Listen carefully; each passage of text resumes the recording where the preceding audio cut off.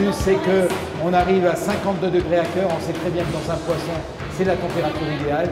Donc il va le sortir un petit peu avant, donc que tout doucement, comme on dit chez nous dans la cuisine, le poisson tire et de façon qu'il soit moelleux et bien cuit. Régis Marcon, hôtelier et restaurateur à Saint-Bonnet-le-Froid depuis 33 ans.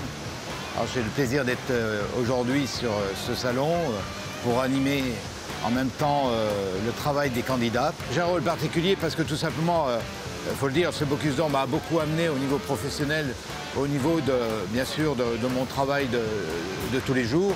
J'ai eu la chance de présider l'Académie des Bocuse d'Or pendant pas mal d'années. Et moi, ce qui m'a toujours interpellé, c'est vraiment de faire vivre au public tout ce travail.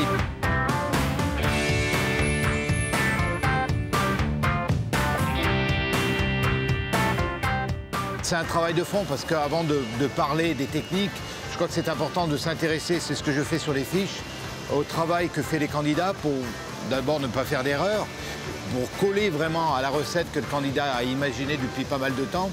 Et je dirais, j'interviens sur donner envie au public, aux jeunes qui sont là, qui vont dire, les faire rêver aussi de, pourquoi pas un jour de participer à ce concours, voire à d'autres. Et en même temps de relativiser l'aspect concours. Tout le monde ne connaît pas cette ambiance et tout ce que peut amener un concours, non seulement au niveau humain, mais au niveau, je dirais, valorisation de la technique et tout ce que ça peut amener, je dirais, au niveau de l'organisation dans une maison, dans un restaurant.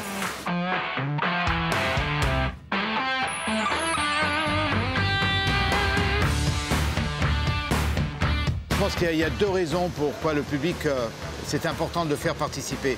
Tout d'abord parce qu'on le voit surtout à Lyon, vous avez des gens, des publics, des professionnels du monde entier qui sont assis sur les estrades et qui attendent. Et je dirais, on voit bien un écran, mais on voit de loin. Et puis jusqu'à présent, au Bocuse d'Or, notamment à Lyon, on ne voyait pas toujours le travail du candidat. C'est d'ailleurs ce que l'on a imposé sur cette session, que vraiment le cuisinier travaille devant le public. Et là, nous, à partir de là, avec Karine, on va faire partager au public. Ça va être une deuxième animation. Il faut savoir que ces crevettes grises, l'intérêt, je dirais que c'est même pas la crevette elle-même, c'est tout le bouillon qu'elle peut donner. C'est un parfum très particulier. Nous, en cuisine, on l'utilise beaucoup. Là, il sera réduit. Ça donne une teinte un petit peu rosée, un peu ambrée sur le dessus. Et on appelle ça en technique de cuisine voilée.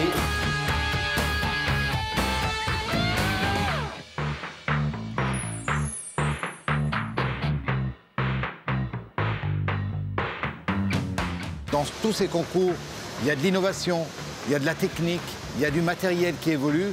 Et ça, je trouve que c'est plutôt bien et j'ai envie vraiment de faire partager au public. C'est pas enfermé dans un moule parce qu'on le fait souvent sous forme de facilité. Là, c'est le geste du candidat, les quenelles, et c'est appétissant en même temps à voir. Je crois que c'est un petit peu comme la Formule 1. La Formule 1 fait évoluer énormément, je dirais, la texture des pneus, les moteurs, l'aérodynamique d'une voiture. Je crois que c'est pareil dans la cuisine. On peut faire évoluer aussi ce métier vers plus de qualité et je dirais plus de plaisir dans ce métier.